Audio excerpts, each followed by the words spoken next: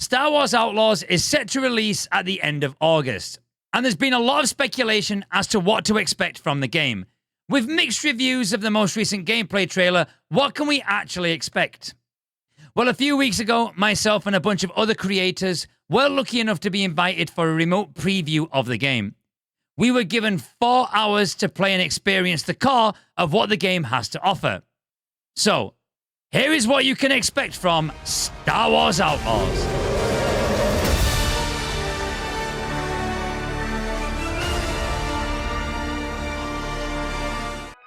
Set in the year gap between Empire Strikes Back and Return of the Jedi, Outlaws takes place in a time when the Empire is really tightening its grip around the citizens of the galaxy.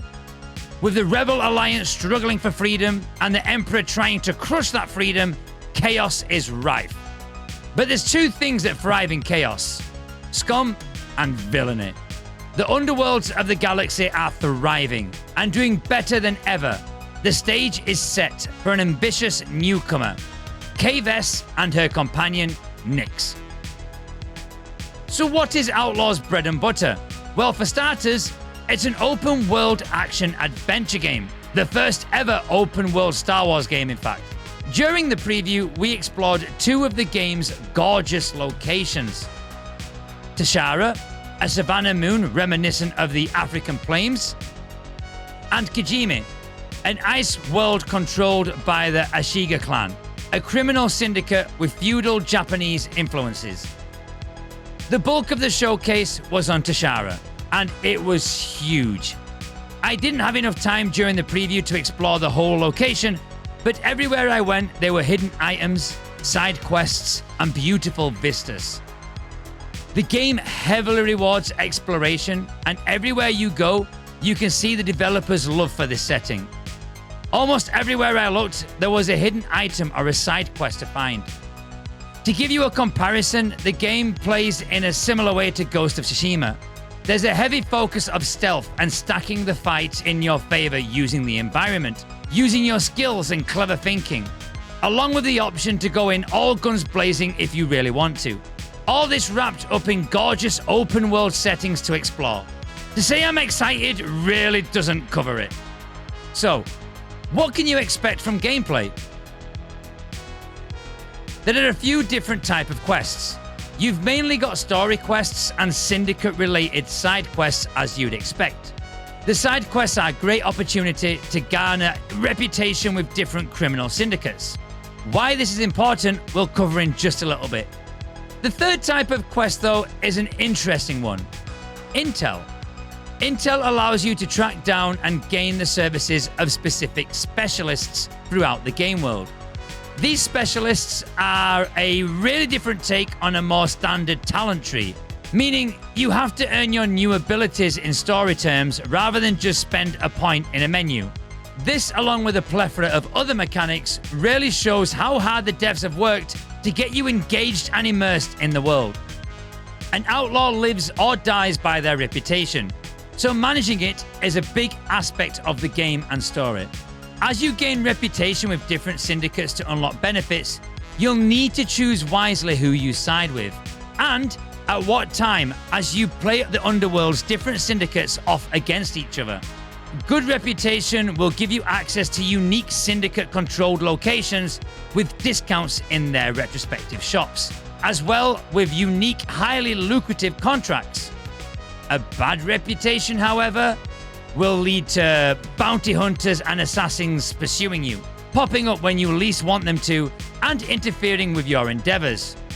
I was pleasantly surprised that there are consequences to failing to do things. While in Mirogana, I attempted to sneak into a restricted area in the Crimson Dawn part of town to steal an upgrade module for Kay's blaster. After quite a few failed attempts and being thrown out by the guards, my reputation dropped so low that I wasn't allowed to go back into the Crimson Dawn territory at all. Instead, the game forced me to find an alternative route, sneaking through back alleys, which was very much a welcome sub-loop spanner in the works. Reputation affecting the game world like this is really great to see. There's a heavy focus on stealth in Outlaws. Sneaking around to avoid the superior forces is key, Kay doesn't have much health, so a prolonged fight or a few accurate shots from the enemy and she'll very quickly go down.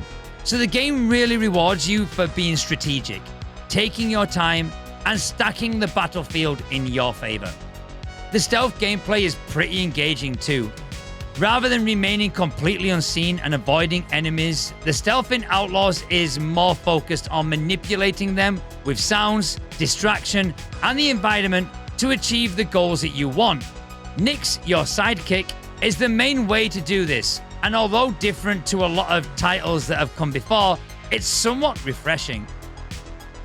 The gunplay is pretty straightforward on face value, but you quickly realize, like everything else in this game, there are hidden depths. There are temporary use weapons that you can pick up, like larger blasters, sniper blasters, even rotary blasters. But the main focus is on Kay's personal blaster. You can change the settings for your blaster on the fly. So for instance, if you need to take down an enemy with an energy shield, you quickly switch to your ion blaster to short circuit it, then back to your standard setting to finish them off. There's also a time slow mechanic, where Kay builds up adrenaline under pressure and can then mark enemies to perform like a Red Dead Redemption style Deadeye takedown, which is super satisfying and really adds to the outlaw feel of the character. Let's get off the ground now and talk about the spaceflight and combat. It's pretty arcadey, similar to something like Star Fox back on the N64, but that does mean it's also fun.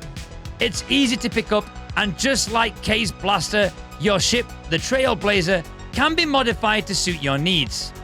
The flight feels, well, very Star Wars-y. It feels like you're dodging TIE fighters, trying to calculate the jump to hyperspace. Also, as with the areas on planets, the systems surrounding them are just as rich and as detailed. So get ready to explore. Story-wise, we don't know much at the moment other than the core premise.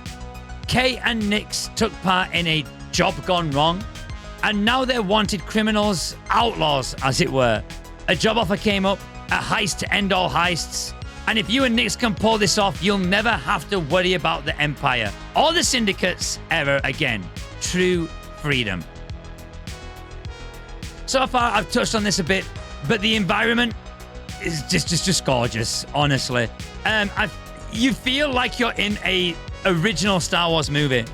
Everything from the blaster sounds to the classic binoculars or binocs view, all the way down to the little things like the famous Star Wars screen swipes, even the film grain and the stylization of your character's hair.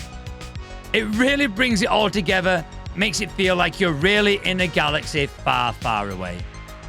Towards the end of the preview, we hopped into a different save and began our hyperspace jump into the Kojima system. Now was the moment that I knew for sure how passionate Massive were about this game. Punch it! Everything from the locations to the smallest interaction with cursory NPCs just feels incredibly Star Wars. So much love has gone into this game, and you can really tell when you just walk around and take it all in.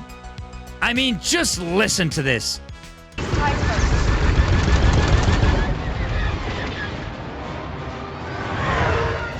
All in all, I cannot wait to get my hands on Outlaws when it releases at the end of August. Let me know what you think in the comments. Are you as excited about it as I am? I will be playing Outlaws from pre-release and discussing the game in the meantime loads live over on my Twitch channel. So make sure to head over to twitch.tv/BehavingBeardly, and I'll see you there, Outlaws. Bye-bye.